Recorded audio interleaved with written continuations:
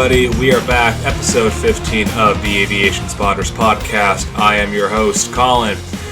I hope you guys all enjoyed last week's episode with Dave Honan. I know I had an absolute blast recording that episode with him, and I know he had an awesome time as well. And I hope you guys out there really enjoyed it as well, because he is such an interesting guy to talk to. We could have gone on for hours and hours and hours.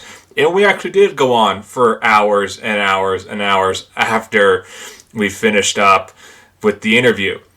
And my guest on this episode is also an amazing photographer, and you guys are going to love some of the stories and what he has to tell, because my guest is absolutely one of the best aviation photographers, not just in the United States, but in the world.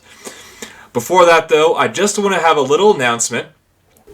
Not a lot of people have been kind of emailing me with profile recommendations and people to come on the show. I have got a couple DMs on Instagram and Twitter and Facebook and whatnot, but I'm seeking a good way to have people recommend profiles is to use the hashtag Aviation Spotters Podcast or hashtag AvSpotters Pod. So if you guys go on Instagram, Twitter, Facebook, whatever platform uses a hashtag that, you know, people share aviation videos or aviation photos, use the hashtag Aviation Spotters Podcast or hashtag AvSpotters Pod. I'll be following those hashtags on my respected social media platform. So if you guys comment on a certain photo or photos from a certain person with that hashtag, I'll be able to see those hashtags and I can go in there and talk to the person directly. Or if you upload a photo and even use a hashtag within your photo, I'll be able to see that, and then I can come say, hey, come on the show and let's talk aviation, right?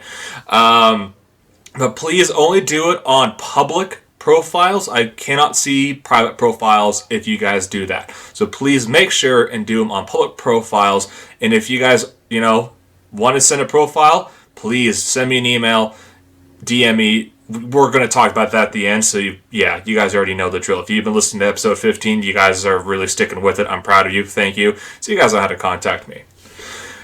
Anyway, let's move it to this week's guest. My guest today is one of the most well-known aviation photographers in the world.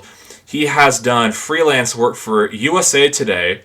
He has also just won Aviation Week's photo contest for 2020 with one of his absolutely remarkable photos from the cabin at night, while turning. We'll talk about that later on the show, but it's my pleasure to introduce my very good friend, Mr. Jeremy Dwyer-Lindgren. Jeremy, how you doing this evening? I'm not doing too bad yourself. Thanks so much for having me on and for that absolutely phenomenal introduction. I'm blushing a little bit. Well, I know you can't see it. I'm already pretty solidly white. But... Hey, that's all true. You are, I think, and a lot of other people agree with me, is when you are definitely one of the top tier aviation spotters in the world, and I'm actually lucky enough to call you a friend of mine. But anyway, dude, thank you so much for coming on here. I know a lot of people are really going to love what you're going to say, and so yeah, let's kind of get to know you a little bit, man. So let's tell the listener where you're from, how you got into photography, and kind of what are some side hobbies that you do.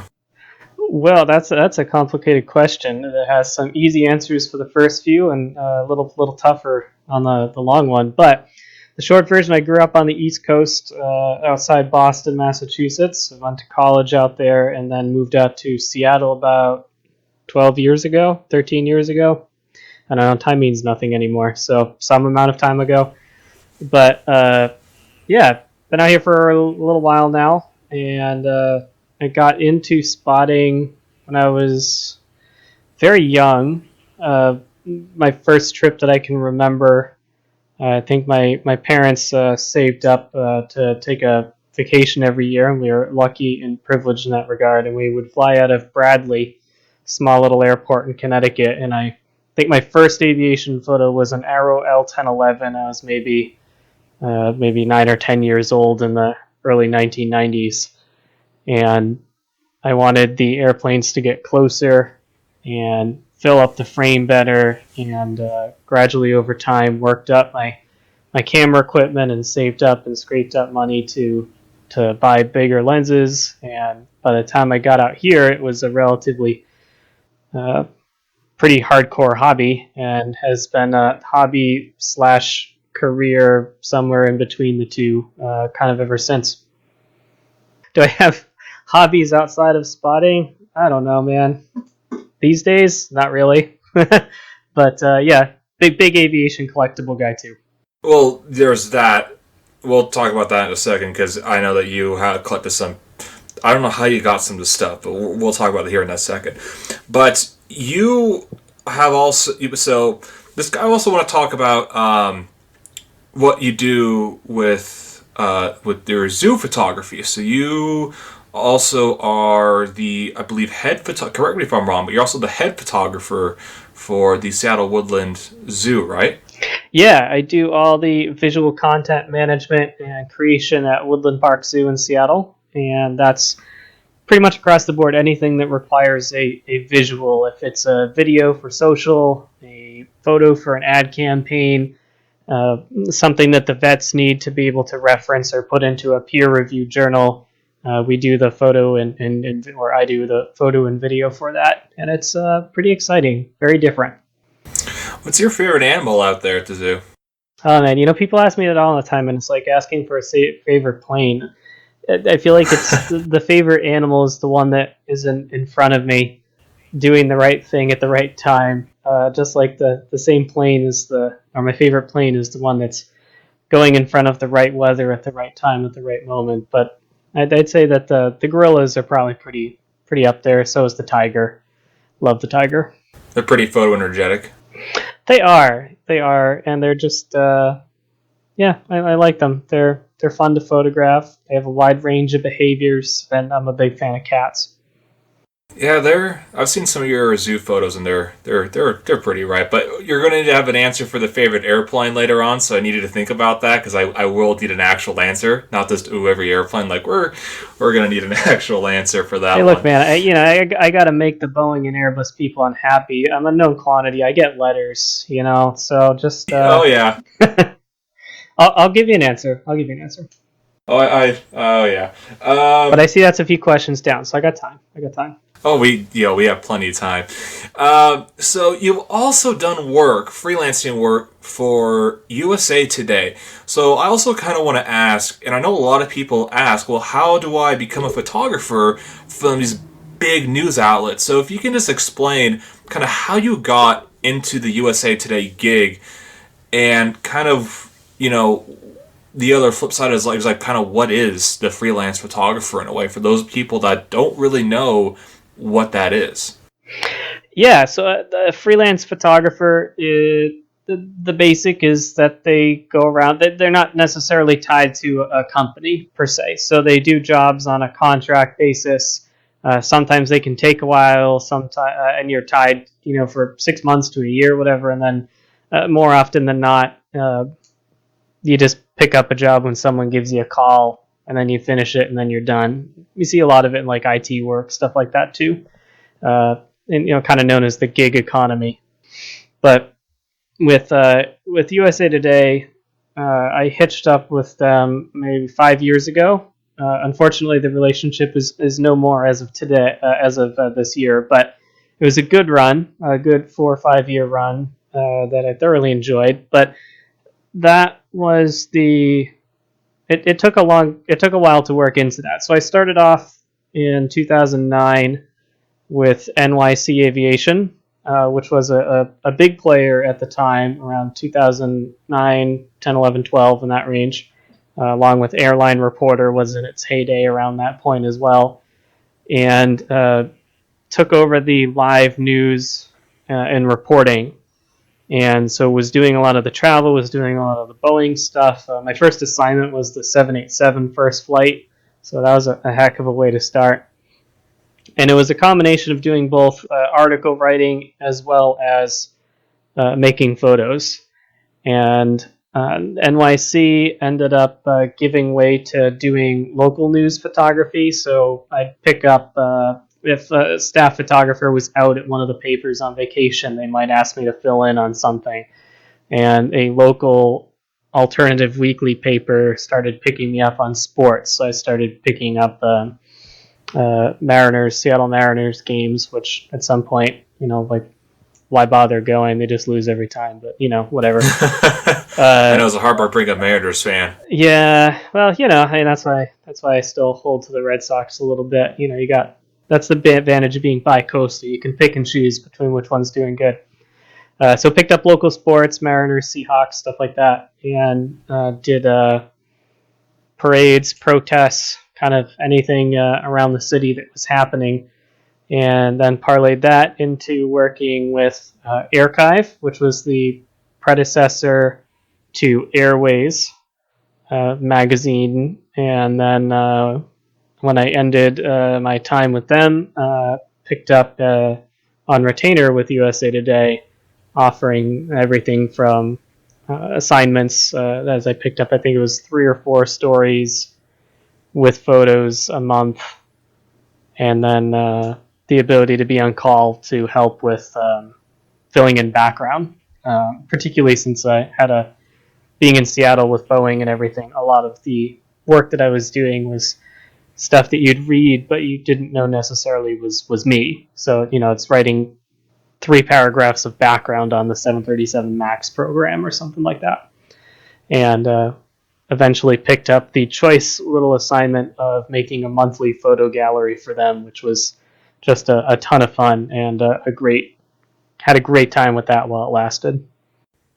Yeah, I know you came out one day just as a cheap trip and all that, and you just come to get some Boise photos for USA Today and whatnot, and that was a pretty fun day.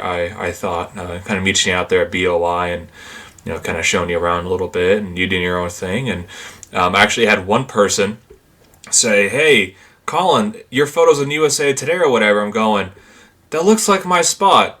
That's like a photo I would take." And I'm going, "Oh no, that's Jeremy's." He's like, "No, it's a friend of mine. It's not mine." So USA Today, and also you have been published in pretty much the majority of any major aviation news source.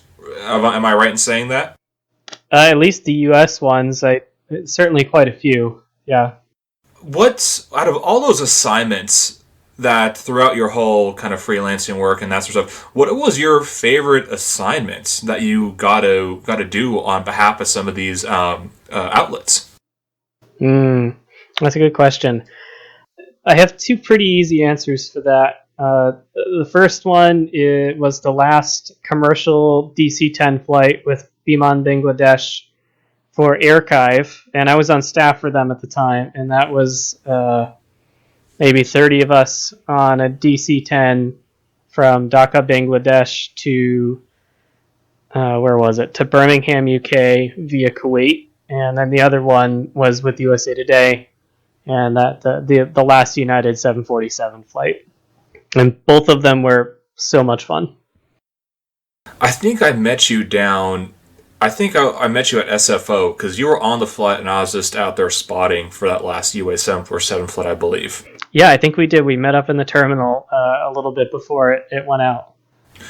Yeah, I actually almost got to go on the plane beforehand, but unfortunately that kind of fell through, and so I've never stepped foot on a United 747, unfortunately. But that's pretty awesome, man. And God, yeah, we're gonna have some fun talking about the spotting stories. I know you have not just spotting stories, but just general stories in general about aviation, which I think the listener is going to love to hear. But real quick, before we move it on, what would you consider your home airport? Seattle, Boeing Field, definitely. It's not Payne. Sorry, not Payne Field.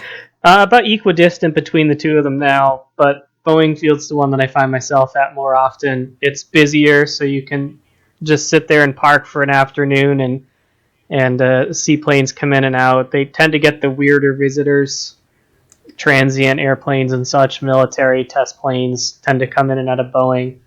Payne Field I think is a little bit more fun to photograph, but it's way less exciting overall. You can't if you go on an average Saturday, you're going to sit there and you're going to see the one test flight and a Cessna 172 on the far runway and a bunch of Horizon Embraers. Whereas Boeing Field, you never know what you're going to get.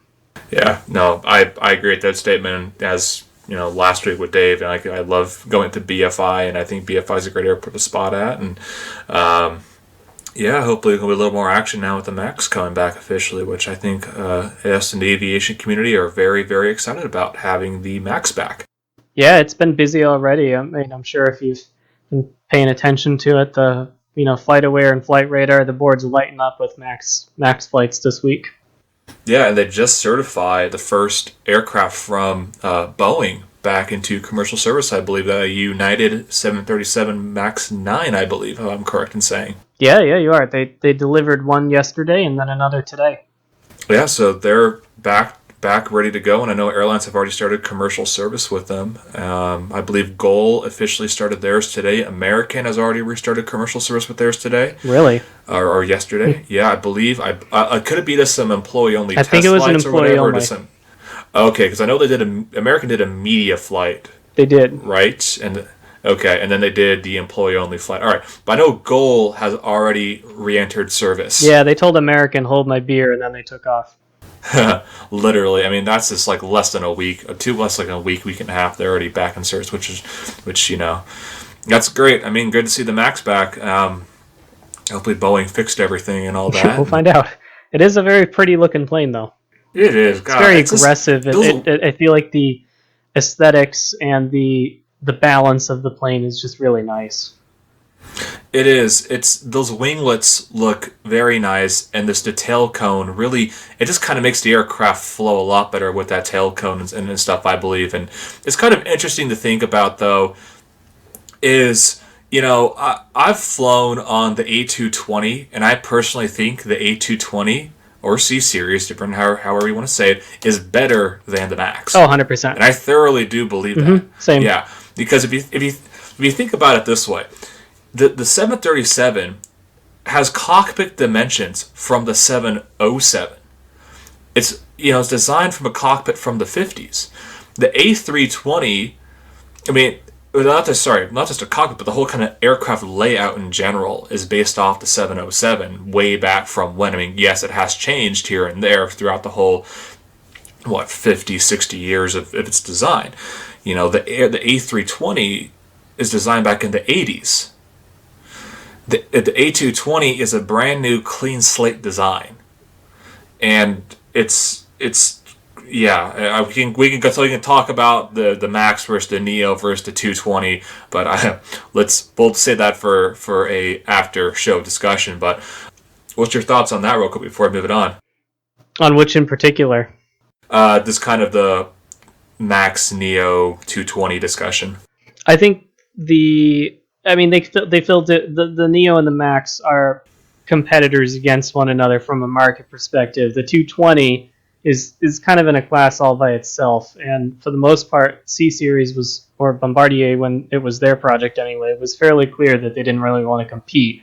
But purely from an aesthetic standpoint, I love the C Series. Absolutely love it, and I think the dimensions work on the Max better than it did on the NG series. I think the A320 fills out as a better airplane aesthetically with the Neo, with the LEAP engines, than it did without them. I think that's true of both of those, since they're evolutions rather than revolutions. But the A220 is just it's a great ride. Delta in particular in the US, if you're US based, you can't argue with what they did with that airplane. It's just gorgeous. No, they hit it out of the park. I think so. With their whole layout. And Air Canada, I haven't flown on them yet, but they look like they did a fantastic job on theirs as well. So they were going to start service to Seattle, as you might recall, in May, and obviously, the best laid plans of humanity didn't really pan out. This year. So, but I was really looking forward to getting on Air Canada's C Series as well, and A220. That was funny. The A220, even the naming convention was just like a little ha ha ha bullying. I thought that was a riot. And I love how Delta's getting like JetBlue. Oh yeah, JetBlue's A220 just took its first flight today. Also, we recorded this on December 9th. So yeah, they took their first flight today. I believe I saw. But before I go off on an A220 tangent of why it's the greatest narrow-body aircraft currently on the market, let's finish the podcast and we can go back to why it is. Let's talk about camera gear, man. What do you currently use, and what have you currently used in the past? I've always been a Canon guy, force of habit. My mother was a fine art photographer before I came along anyway, and we might edit that part out. But my mother was a fine art photographer, and she used Canon, and I always thought that they were good cameras, and I just transitioned because it was what I knew. When I got my first camera was my own DSLR, or not DSLR, SLR Film Rebel in, I don't know, the late 1990s, early 2000s, and then transitioned over to digital on the 40D, 40D to 7D, 7D to 5D2, 5D2 to 3 to 1, and now I mostly use the 1 series with a 5D3 as a backup, along with all the Canon lenses that they bring out. So you have just the 1DX, not the 1DX Mark II or Mark III? Yeah, the zoo, my job at the zoo, a generous donor several years ago allowed us to upgrade, so I wasn't using my own gear. So at the zoo I use 1DX2s, but I personally still use a 1DX1 and a 5D Mark III. Awesome. Talk about lenses. I know I've seen your gargantuan 400mm prime, but what else do you use besides your 400mm? That one's actually been taking a bit of a back seat because it's just so stinking heavy that I don't bring it out as much as I used to. The poor thing's just sitting in there, just waiting to be picked up.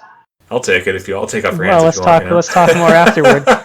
I moved to a 100, the new 100 to 400. I've got that as the general walk-around lens. I've got a 600 f4, 24-70 2.8, 50 1.2, 24 1.4, 17 to 40 f4, 1.4 times extender, and 70 to 200 2.8.2, roughly.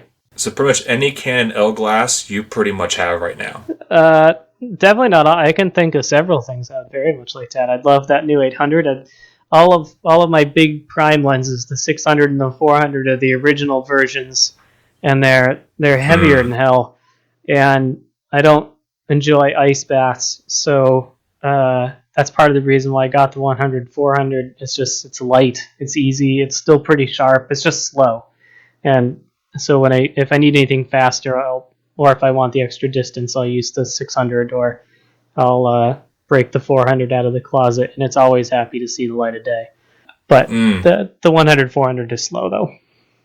Yeah, I have that same one, the USM2, and I cannot think of a better lens to take aviation photos with. I absolutely love that lens, and it was very expensive, but it's worth every dollar. Absolutely. Pound for pound, dollar for dollar, it is hard to find a different, more versatile lens than the 100 400. Sure. And I've used the 200 to 400 with the extender quite a bit, and I like that lens a lot. But I do not have $13,000 in cash. Even my big primes were all taken from the local rental store when they got the next version and the version after that.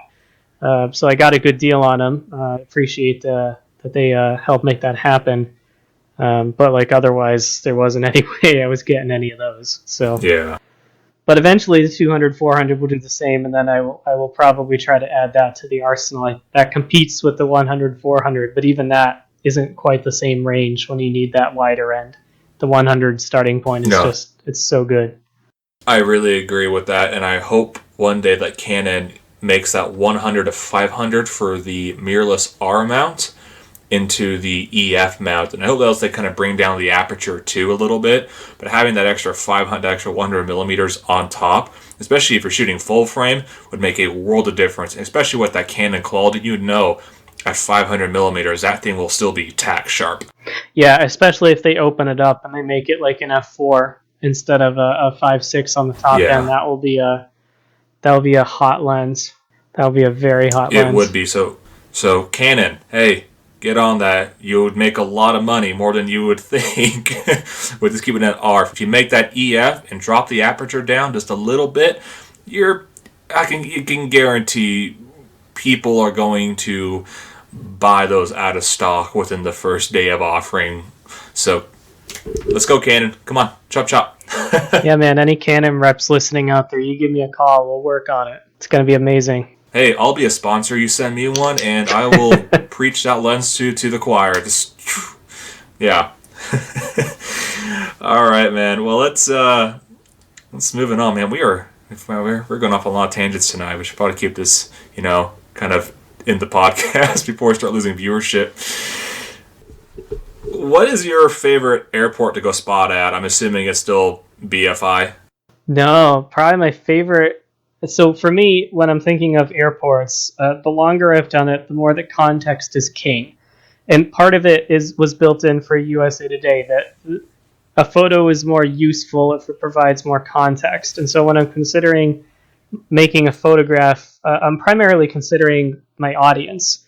And when you're a freelancer, to tie back into what we were talking about earlier, when you're doing it as a profession, your client, the end user, is the one that's the most important, right? And so for me, when I'm doing stuff with USA Today, specifically for that gallery, when that was lasting, the ability to set the plane in a location was really important. And also, I just think they make stronger photos to begin with, A, because it provides anyone looking at it, whether they like planes or not, context, and then B, just the background makes the photo. So places like Anchorage, incredibly gorgeous, wonderful backgrounds from any angle you take it, wide variety. LA, it's cliche, but like LAX is phenomenal because you can hit any angle from virtually any runway. If you think of a composition, if you have enough time and patience, you'll get it there. So I love those two in particular. Boeing Field, from an AvGeek perspective, over the course of the year, you're rarely to get more unusual stuff too many other places. But from a photographer perspective, places like Anchorage, LAX, Vancouver can be really good. BC, Taipei can be really good. Places where you can add a lot of layer, you can add a lot of depth, you can add a lot of background attention to fill out that photo, fill out that context, give the viewer something more interesting to look at. That is one hell of an answer, and that is actually probably the most beautiful answers I've ever heard when it comes to answering that question. And you are absolutely right. It does take a lot of context, and I think a lot of younger spotters don't realize is exactly what you just said. I mean, a lot of people just go out to the spot, take their photos. I mean, get the blue sky. Some blue sky shots are absolutely beautiful. Don't get us wrong, but you hit the nail on the head. It's about what people want to see, and especially if you could find a backdrop or something that adds that depth to that photo. I mean, I think any airport is great. I mean, I've been working, now that I have new camera gear, like I'm trying spots at BOI that I couldn't attempt at this time a year ago. Right. And I mean, it's already showing. I mean, Boise's another great example. If you had an international airport there, you'd crush it because everything would be amazing. You had the American 787 that visited earlier today. You've got that nice departure with the snow background. That is so much more interesting of a photograph than if it were against blue sky. And don't get me wrong, I am constantly caught between identities in which the AvGeek in me is like, oh my gosh, that's this crazy thing. Let's just get a shot of it. And the photographer in me is kicking myself that I didn't try something different, that I didn't try something interesting. And Dave Honan, great example of a guy who goes out there and makes interesting stuff consistently. all of his fighter aircraft, stuff that he does up at his Rimrock Lake location is gorgeous. Would it have the same impact? Would the shot be the same impact if it was against a blue sky? No. That works entirely because of the background. You could put the exact same shot in front of blue sky and it's still going to be cool, but it's not going to be freaking cool. It's the background that makes it every single time. Agreed. And like you use that very well yourself. I love your Boise work. It's great stuff, and you're using that background like super effectively. That's what makes that location work so well. Is it has that gorgeous mountain background. It's right there. It's begging to be put into context. Yeah, and I was also going to say is I'm caught between the same two paradoxes that you are. Especially with like a rare aircraft that's coming in. Example, the NASA DC-8 when it came to Boise. I was like, I need a good shot of it. So, actually, not just the NASA DC-8. Today, which is, again, December 9th, we had a Boeing test flight coming from Payne Field under a Boeing registration that will be going to American upon delivery. I've already got an email of a dude asking why American was flying in here. I'm like, guys, it's not American. It was a Boeing test flight. There didn't say American on it. You just saw the tail. But how people like us are nerds about it, we know that. The average Joe looking up in the sky doesn't. So I understand that. But it's like today, I didn't know what he was going to do. I like rolling the dice. My saying is go big or go home. But I wanted a shot of this aircraft because we haven't seen a 787 in Boise in 3 years. This was the first Dash 8 since the original test aircraft, since 2011. That is a long waiting time. So it is, and that's why I love going to Seattle because I go see this stuff. But in Boise, this stuff is extremely rare. That's what people don't realize. Boise is a very boring spotting airport. 90% of the time, you're going to take E-175 shots, Q400 shots. I only post the interesting stuff because it's the interesting stuff. Like, I see the stuff every day. I was born and raised out here. I've been seeing this stuff my whole life. But that being said, I wanted to get the blue sky shot, and I did. Then I'm going, okay, well, what next? That he stopped. He's going to do a taxi back. And I kind of shot a little backlit stuff, kind of got some of my own personal video, and then I gambled. I'm like, there's one spot where I can get him taking off with the mountain in the background. But I want to get him landing with that same background. And I'm going, well, I don't know if he's going to do a full stop or not. He hasn't said on the radio yet.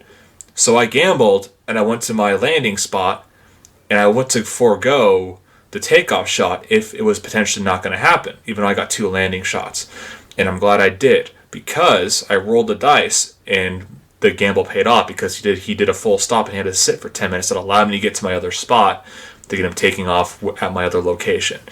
So, we're not saying, go big or go home and potentially bet, like, if there's a one-of-a-kind aircraft coming in that you might never see again, go for the safe shot so you have a good photo of it. But if you feel confident in your ability, roll the dice and go big, because it might pay off in the very end. Yeah, absolutely. To your point, I get caught between the two fairly often, and if the choice is between possibly missing it altogether, but maybe getting something epic, but I know I might never see it again, I'm probably going to stick with the safe shot because I just want proof I saw it. But anytime that you have the choice, that's kind of the beauty of having an airport that just has the same thing over and over again. SeaTac's not that different. You can just start to get creative and throw stuff at the wall and see what sticks, and a bunch of times nothing sticks, and then sometimes one does, and you can kind of get creative. So that's kind of the fun part about seeing the same thing over and over again, is that you lose nothing in trying something new. All right, well, we were talking about favorite airport to spot at, and we just went on a complete tangent again, but you know what? I think that was a very, very useful discussion because I think that was a very beautiful answer. So, I talked with Dave last week about kind of these same questions about what's your favorite airplane to spot, and then what's your favorite airplane.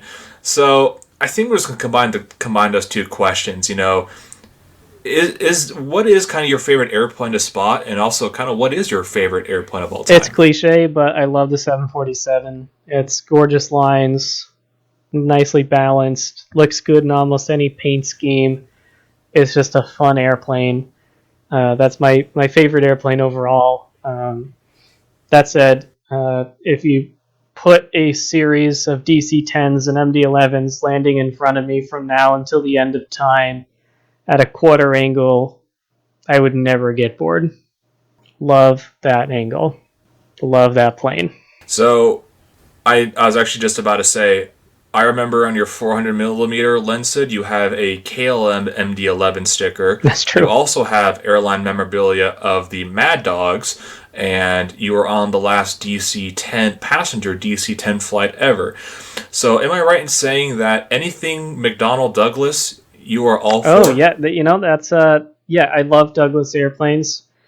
Part of the reason I was attracted to them initially is, they tended to have that black nose cone. And they did that a lot with DC-10s. The MD-80s had those. And one of the reasons that I was so excited to do the Beamer in Bangladesh is because I'd seen photos of that thing at Amsterdam or JFK before they got blacklisted because they were very unsafe for a long time. They get that nose cone, black nose cone on the end of it's just so hot, so hot. And the MD-80 with American and other airlines with the Alitalia used to do it with the black nose cone. I loved that. But there's something about the Douglas aircraft look from the DC-2 to the 3 to the 9, 8, 10. I love those airplanes, and those giant windows that they were known for was perhaps the only thing that transferred over to Boeing that was perhaps worthwhile in the long run. Those beautiful big windows. I know you may not have a favorite, but out of all the Douglas aircraft and McDonnell Douglas, what would you consider your favorite? The 10. Definitely the 10. I've been lucky enough to fly on the 3, the 7, the 8, 9, and the 10, but the 10 is the best looking, I think. So we brought up the Beam in Bangladesh and them being the last passenger operator. Just real quick, can you just tell us what was that flight like? First of all, flying on an airline that was blacklisted, but also just the experience of no one except for maybe the 10 tanker guys and the cargo pilots will ever experience again, but U.S. is in a passenger configuration. It was pretty cool. I think I remember talking with one of the people on board as I was getting quotes for the article, looking out the window and seeing Istanbul fly under us. We landed in Kuwait City, and all these airplanes sitting out on the tarmac that it was perhaps frowned upon to photograph. The interior didn't look like it had been updated since the day it was delivered in, I think, the early 80s. Oh my God. The pilots were chain smoking almost the entire flight. It was, and I jump seated the departure out of Dhaka and the landing into Birmingham, and it was and stuck the article in a way that I was quite happy with, and got the photos that I was happy with. So on both a personal and professional level, it was a knock out of the park. Loved it. The wing is so unique. And to see a lot of those kind of, because I guess to take a step back there, I think what's interesting is like you look at a Delta plane that was built, like if Delta was running a DC-9 today, people would walk on and they'd think it's an A220 that was built yesterday. Interior doesn't look like it's changed, and Beeman, the interior didn't look like it's changed for a second. So it immediately transported you back to when the DC-10 was a big player, when it was still the thing. So it wasn't just that it was an unusual plane. It was also like everything about it felt like a bit of a trip back in time. And that's what was so unique. Yeah, I am so jealous you got to do that. The DC-10 is just one of my all-time favorite aircraft because when I was growing up as a kid, we used to fly to Minneapolis. And one of my very first, and I still can vividly see this photo in my head, is all the old Northwest DC-10s with their red tails all lined up. And I love the DC-10. And the other thing I love about the DC-10 is the sound they make. That ring. They had that and even the MD-11s, they had that very distinctive ring to them because of the top engine. And I absolutely love it. Yeah, it's a wonderful, wonderful airplane. In fact, inadvertently, Northwest Orient DC-10s there today's Instagram post. Oh, no way. A couple of oversized postcards of theirs that I picked up. So feel free to check those out. Self-plug. Definitely. We'll get to how people can find your work at the very end, because they're gonna want to. This might be a two-parter. This might actually be a two-part episode. We don't know yet. God, that's just awesome, man. I am so jealous. I mean, I've been blessed and just so lucky to being able to hop on with 10 Tanker once in a Boise and seeing them here, but that's as close as I've ever been to flying on one. You've also flown on a KC-10 no, too, right? KC-135. Okay. All right. Well, you've still flown on a 707 derivative. Have you flown on a 707? I am working very hard on that, but no, not yet. I think maybe with all your media credentials, you might be able to hop on one of those Omega ones before they're gone. It's gonna be a long shot, but that's the hope.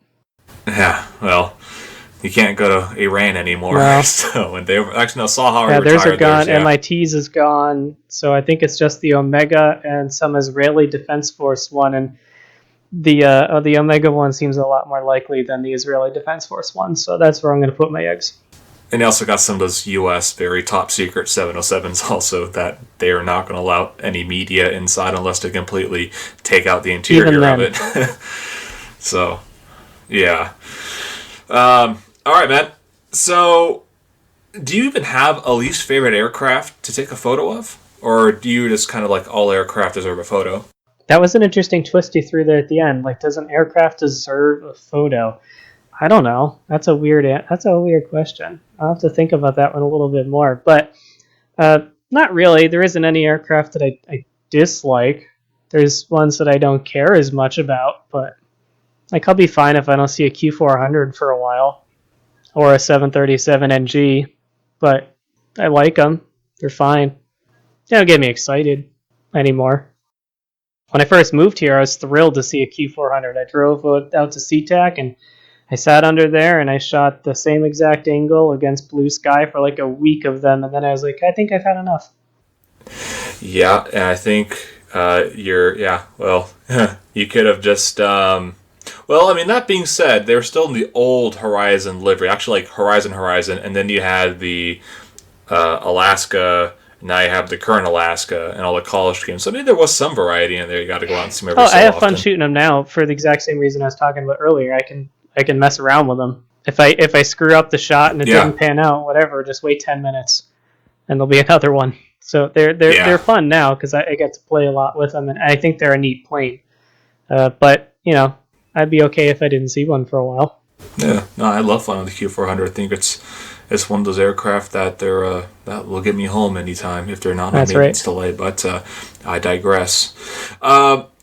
What is the rarest aircraft, well, in your case, been around or taken a photo of? I do not know. And I've spent a lot of time thinking about that in the past week, and I do not know. Disappointing, I know. Well, I mean, you were on the last passenger DC-10 flight. We already talked about that. That's a very rare opportunity. Weren't you on one of the last also MD-11 passenger flights with KLM? I got on there before they were gone, but like 4 or 5 months, so they were around for a while after I took a ride on them. But it was in their waning months. Yeah, that was kind of a fun one. I flew on the Ericsson Aero Tanker DC-7. That's pretty up there. You just did that. You also were there with Neptune's P2V retirement, which I unfortunately got sick the weekend of and couldn't make it. And I was invited there by Neptune, and I couldn't make it because I got a freaking flu, not coronavirus. I've already had that. I got pretty sick, and I didn't want to travel, and I was just absolutely heartbroken. I couldn't make it up there for the final flight of the P2Vs. Those were pretty cool. Yeah, I don't know. I've thought a lot about it. There's definitely some unusual planes that I've seen, but it's unusual is a subjective term, right? Because like one I think and I think you're heading in this direction. One of my favorite places that I've ever spotted was in Dhaka in Bangladesh. Met up with a local who took me up to a spot nearby, and there were Chinese military fighters, but like a few generations removed. So Chengdu 7s and MiG-29s for the Bangladesh Air Force were flying around. And like, if you live in Bangladesh, that's just Tuesday. But if you live certainly in North America, that's a hell of a day. You can't. That's an awesome day. Yeah. To see those things go shooting down the runway. For those that don't know, the Chengdu J7 is the MiG-21 Chinese licensed copy of the MiG-21. When it takes off, it has to relight twice. So you hear a thud and then a boom for every takeoff. It's wild. Wow, that's pretty awesome. That has to be up there. You know what? I'm going to count that one. That is up there. You know what? The rarest aircraft that you've ever taken a photo of, just for podcast purposes, is a Chengdu J7 for the Bangladesh Air Force in Dhaka. Done. Sold. I think that's a... There we go. And a lot of other stuff that you probably can't even remember. Yeah. I am so jealous that you get to do this stuff, man. I really am. We have a lot of stories. I know that you have done a lot of photography around the world for a lot of different companies and all that. But man, can you tell us another epic story of something that you've done? Well, yeah, here I'm burning up time here. Let's see. So, we got all night, man. We got all night. But let's just kind of the stuff that I know that you've done. You were out there for the first ever flight of the 787 Dreamliner, the 747-8 F and just the I, F. Correct? I was on a B-29 during I feel like such an asshole saying this, but I was working for the crew who runs the B-29 during the first flight of the I. So, yeah. Okay, well, I guess that's a valid excuse not to be there. You've done you've flown you've flown a lot of passenger aircraft that doesn't exist anymore. So, man, out of any of those, just start going off on one, man. I mean, a lot of people agree with me, and I think we'd love to hear some of the stuff that you have to tell about this sort of stuff. Delta 747 flight, retired it to the desert, and we did I was the pool photographer for that one, which is effectively when they only let a handful of media, or one usually, have a specific opportunity, which was to put cameras up on the flight deck, and then you have to share that with everybody else. So it's not just yours; it goes into the pool. So Associated Press could pull it, Delta Airlines can use it for their purposes, et cetera, et cetera. And got to put the GoPros up on the flight deck on the Delta 747 that flew into the desert. And I think we did a low pass before landing at 20 feet over the deck, according to the pilots. And then they said 20 feet was enough and they should stop. And, because why not go for 10 at that point? But I guess it was too far. So that was pretty unique. You only can tie the lowest altitude record. That was pretty cool. The KC-135 flight was pretty cool. At one point we were flying along and there was a giant thud in the airplane. And I think most of the people listening to this have spent a lot of time in airplanes. You get to know the sounds that you should be afraid of and the ones that you shouldn't be. And there was a giant thud that I'd never heard in an airplane before. And I kind of already did the discount to figure this thing was built in 1959, so it's going to probably make some sounds I'm not used to, but it got everybody's attention. And finally, at one point, one of us was like, is that something we should be worried about? And the crew chief was like, well, we're still alive, so it couldn't have been that bad. And that was the last we talked about it. We just kept on going. That was kind of cool. Did the NASA DC-8 and fell asleep on it because I'm lame. We were going on a racetrack for 6 hours over the Pacific Northwest at 40,000 feet, and it was at 2 a.m. On base time, so I didn't sleep really at all. And I fell asleep on the plane, and then afterward I was like, that was stupid. I'm never going to get to be on a DC-8 again. Why didn't I force myself to stay awake? But now it makes a kind of stupid, fun story. Like, I had the nerve to fall asleep on a DC-8. Yeah, man. Gosh, like one of the 6 that are still airworthy in the world. Yeah, and I think the only one that doesn't require a statement of faith to get on it. So, yeah. Since the other one, I think, only works for a religious organization. Samaritan's Purse. Is there another? Yes, and then the other... the couple Panamanian cargo airlines, or whoever they are, they brought 2. They took 2 out of the desert. Old ATI, and there's those, and they run those every so often up to Anchorage or whatnot through Miami. I'm never going to get on that thing. But... There's 2 in Africa. No, there's 2 in Africa that haven't been converted to the CFM 56s. Cool. They're still the turbojets. You can see them on 20-mile final. That's exactly. Yes, and hear them on a 20-mile final too, because they probably don't even have the hush kits on them.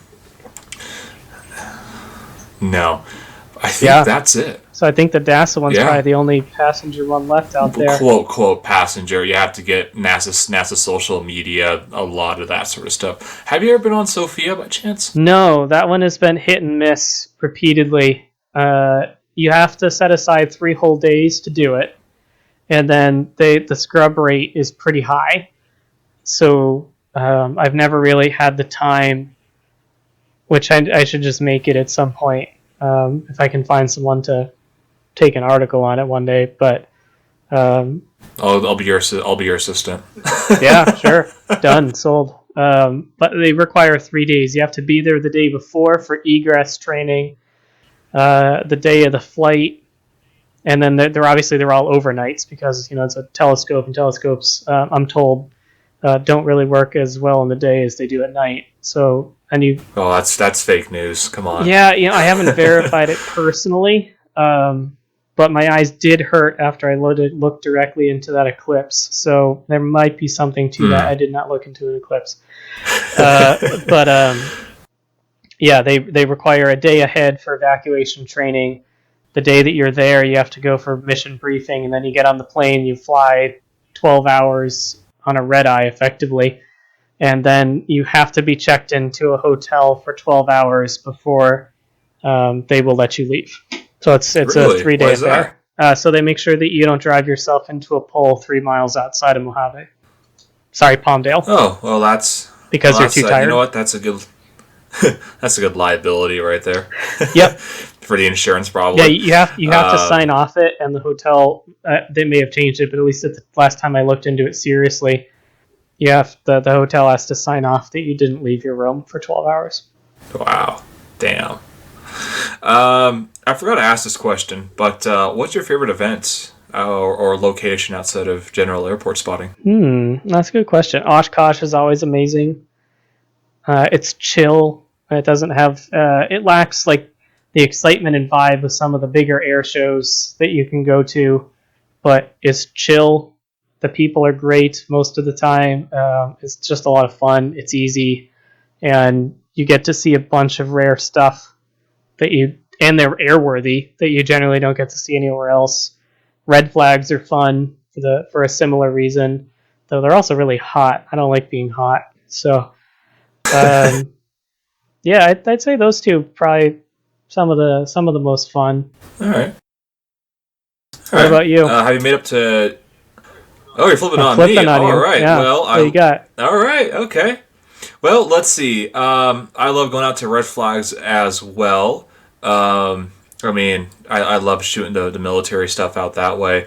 But man, one of my favorite events is, I honestly love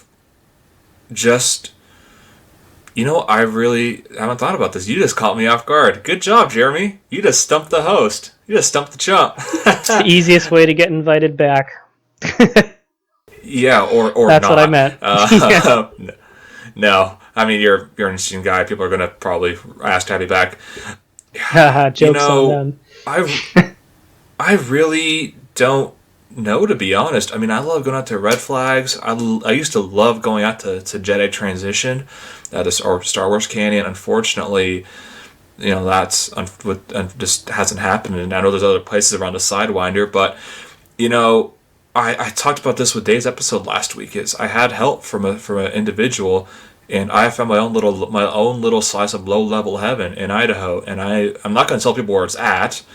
So I see what happens when people know where this stuff is. So that's staying between me and my other friend. But you can blindfold me and take me out. I'll never know where I was. I'll never know how I got there.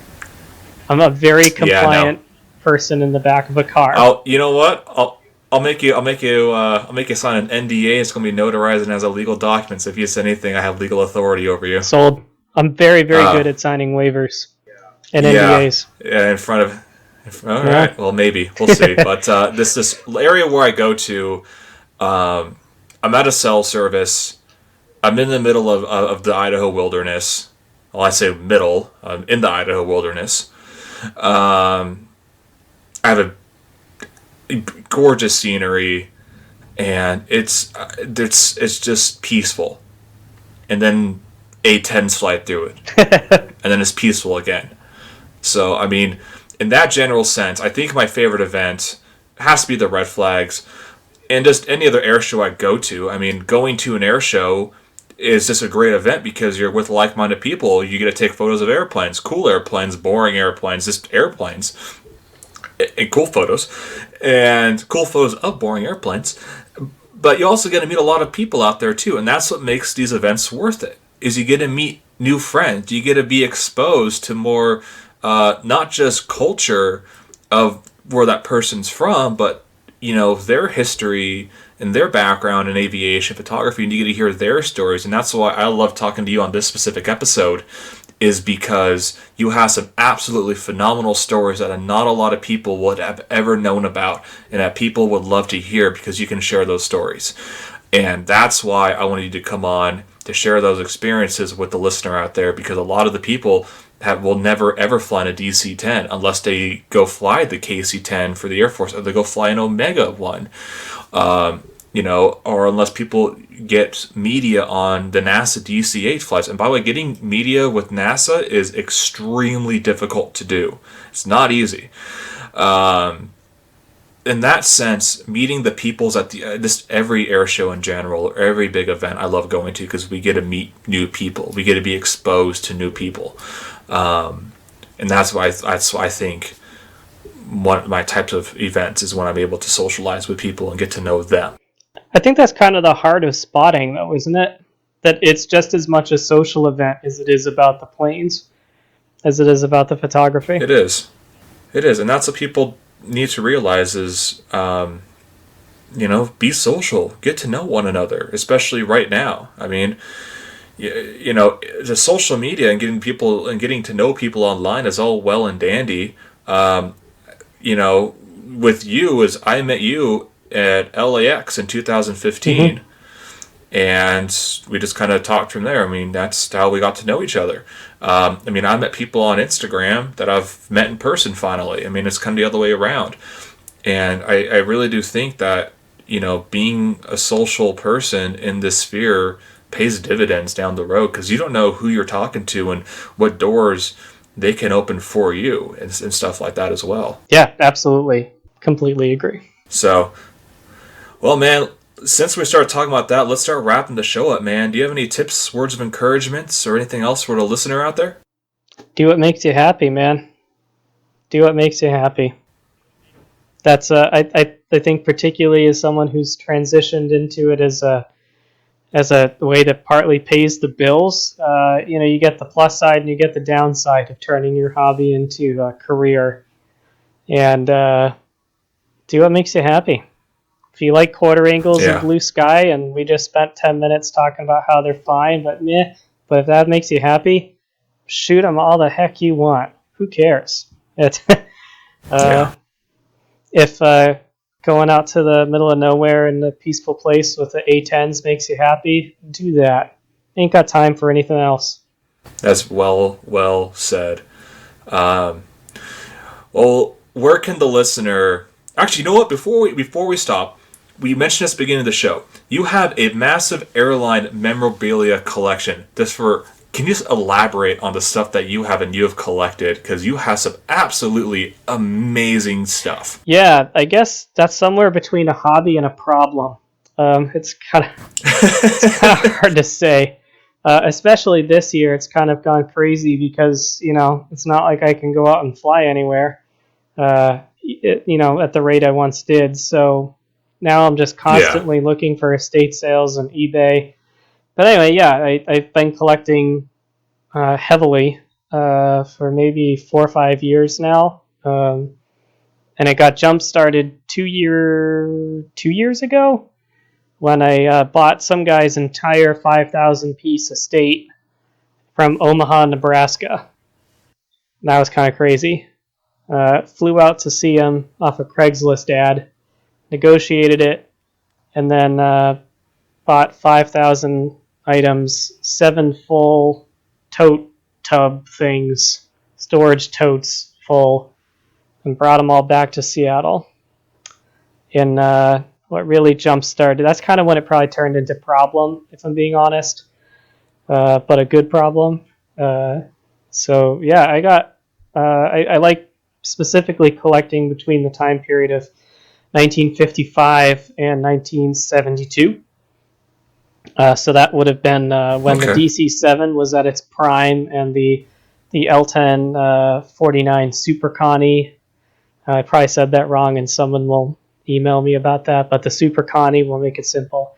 The DC-7C was out, so you had the epitome of piston technology, but like the jets were right around the corner, and obviously you already had a few. You had the Comet from the early 50s, you had the Tu-134 operating in the Soviet Union, but the DC-8 and the 707, you go from DC-7 to DC-8, 707 to supersonic in the stretch of 15 years.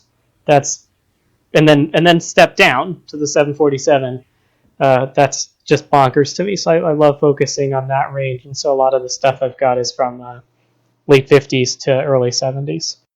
Yeah, that's an amazing time. Probably one of the golden ages of aviation as well. Tough phrase there. That's another show, though.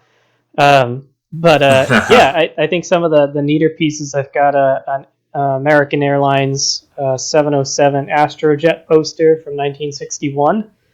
One of the big 40 by 28s.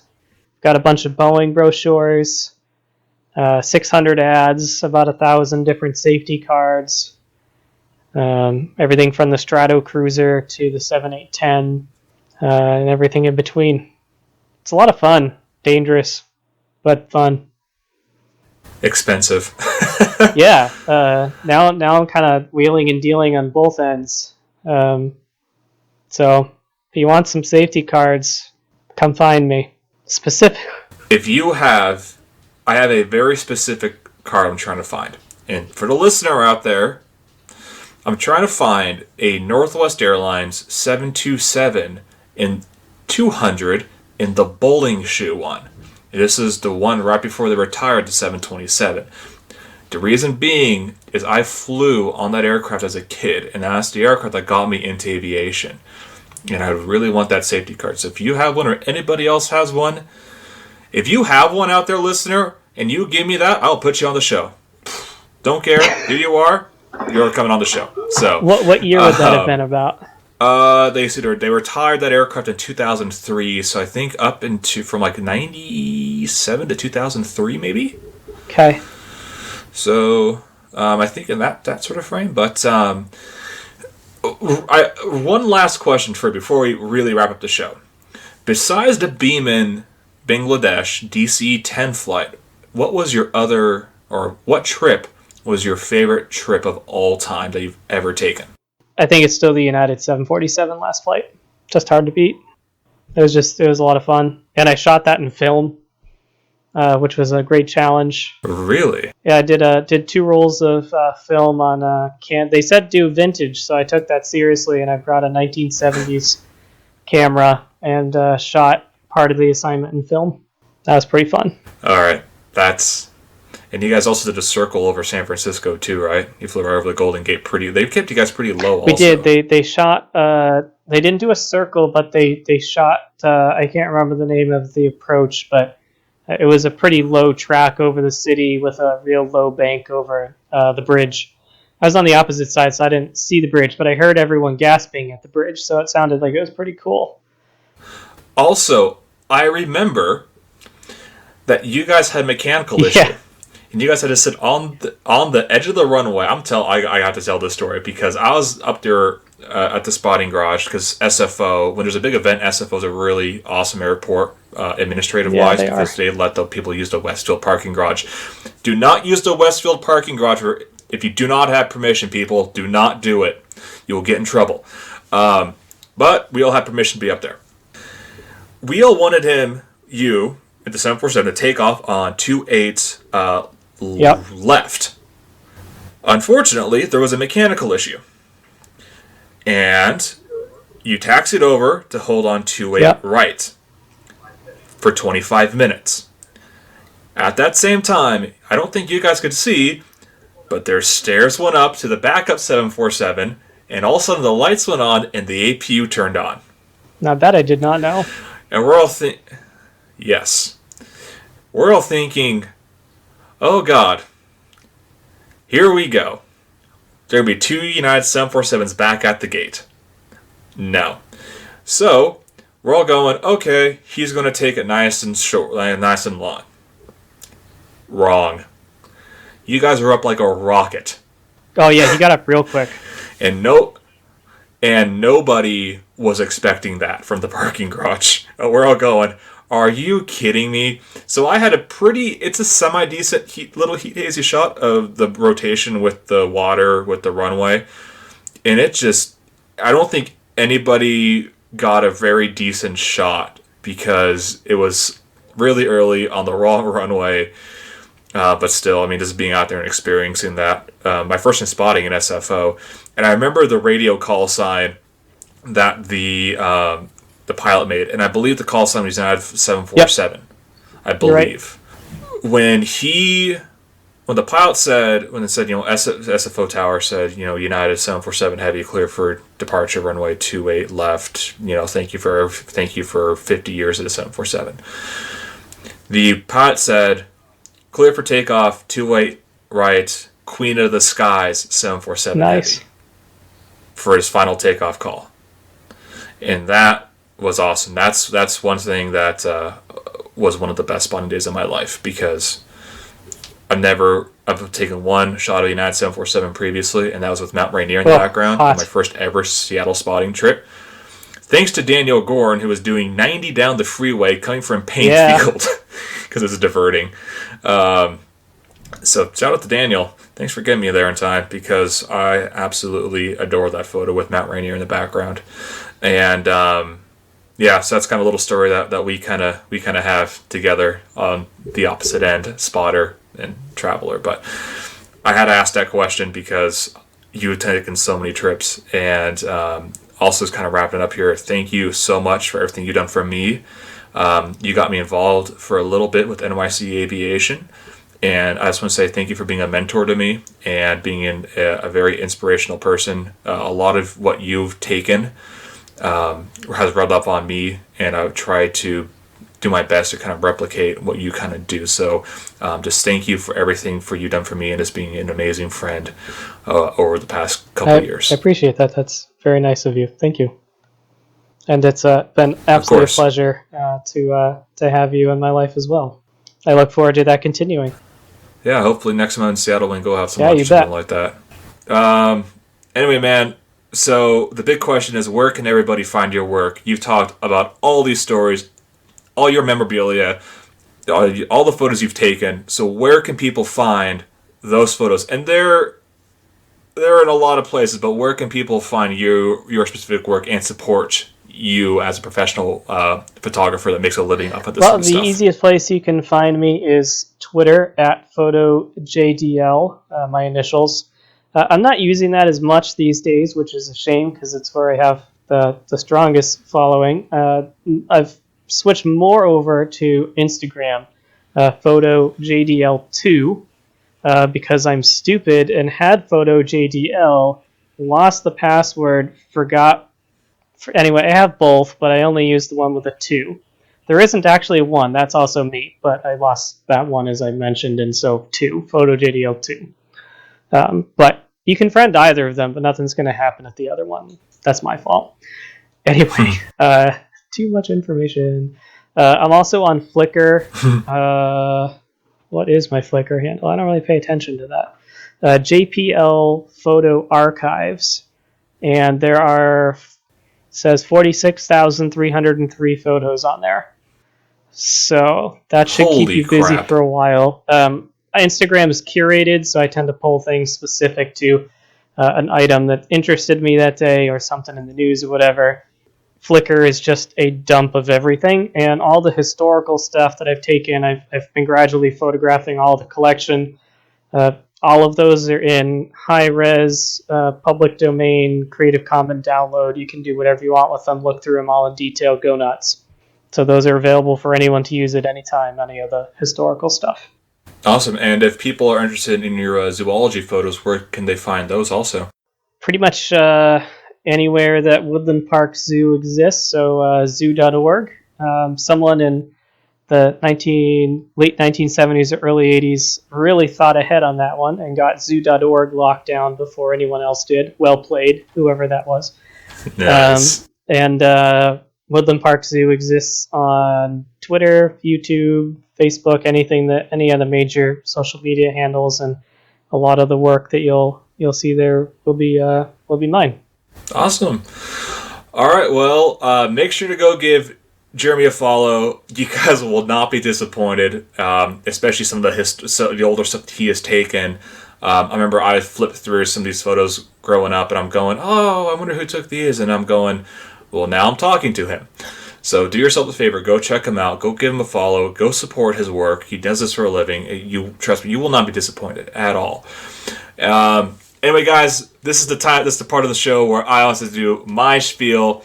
If you know anybody who wants to come on the show or deserves to come on the show or you think should come on the show, hit me up, DM me at BOI Spotter, Instagram, and Twitter. Send us a message on Facebook, AvSpotters Podcast, or Aviation Spotters Podcast on Facebook. Email me, avspotterspodcast@gmail.com, and please remember to use the hashtags on your social media, your Facebook, Twitter, Instagram, whatever you use, hashtag AvSpottersPodcast, or hashtag AvSpottersPod. Start tagging those photos, guys, because I'll reach out to these guys that you tag, and they'll be on the show. So anyway, Jeremy, do you have anything else to add before we It's been a lot of fun, here? and I look forward to joining you again on the show in the future, and hopefully see you sometime soon. Absolutely, you will see me sometime soon, especially if this COVID vaccine Crossing does our fingers. work. I will be up there for sure. I'm crossing all of mine as well as an airline employee. We will be doing a part 2 with you one day because it's just going to be a Jeremy Tells His Aviation Stories episode. And I know a lot of people are going to request that because you are such an interesting guy to talk to. So expect that, guys. Anyways, as I always say here at the end of each episode, guys, keep those batteries charged and those cameras ready. And we'll catch you next time here on another episode of the Aviation Spotters Podcast.